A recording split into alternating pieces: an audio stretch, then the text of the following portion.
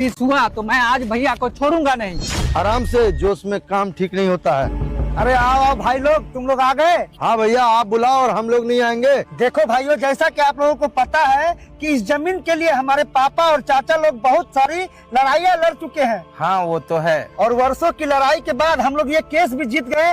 अब हम लोगों का बंटवारा भी जरूरी था। बात को घुमाइए मत, सीधा पॉइंट पे आइए। आगे क्या करना है? आगे क्या करना है, हिस्सा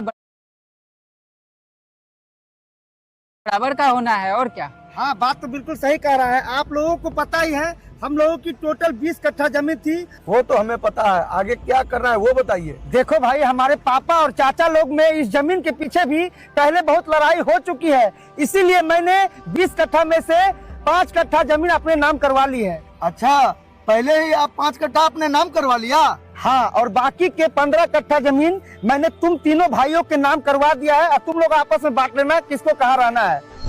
और हाँ, अमीन से मेरी बात हो चुकी है और मैंने सिग्नेचर भी कर दिया है। मतलब साफ साफ है भाई, हम लोगों का 4 भाई का 4 हिस्सा हो गया। अब आज से 5 कट्ठा जमीन मेरी और 5-5 कट्ठा आप तीनों भाइयों की। लेकिन भैया, पापा और बड़े पापा तो 2 भाई थे और बड़े पापा की तो आप इकलौते वारिस हो। उस हिसाब से तो 10 कट्ठा जमीन आपको अकेले ले लेना चाहिए था। हाँ भैया, बंटवारे के हिसाब से तो 10 कट्ठा हम लोग को होना चाहिए, आपको अकेले 10 कट्ठा लेना चाहिए। अरे भाई, यही अकेले शब्द से तो मुझे नफरत है। बचपन में मुझे माँ छोड़ के चली गई तो मैं अकेला हो गया। उसके बाद पापा और चाचा में बहुत सारी लड़ाइयाँ हो गई तो सब लोग अलग अलग हो गए। इस जमीन के लिए सब कुछ बिखर गया। उसके बाद दूसरे लोगों ने इस जमीन पे कब्जा कर लिया। फिर उसके बाद पापा चले गए तो मैं फिर अकेला हो गया। इसलिए भाई, मैंने फैसला लिया है कि अब मैं इस अकेलेपन को ही खत्म कर दूंगा और इस लड़ाई को भी खत्म कर दूंगा। और अब मैं आज से नई जिंदगी की शुरुआत करूंगा। भाई, मैं तुम लोगों से हाथ जोड़ के विनती कर रहा हूँ, भले ही तुम लोग 5 कट्ठा जमीन ज्यादा ले लो, लेकिन मैं चाहता हूँ कि आज से और अभी से हम लोग सब मिलजुल के रहें। भले ही तुम लोग अलग माँ की संतान हो, मैं अलग माँ का संतान हूँ, लेकिन खून तो हम लोगों का एक ही है। मैं चाहता हूँ कि हम लोगों के बीच में कोई बैर न रहे।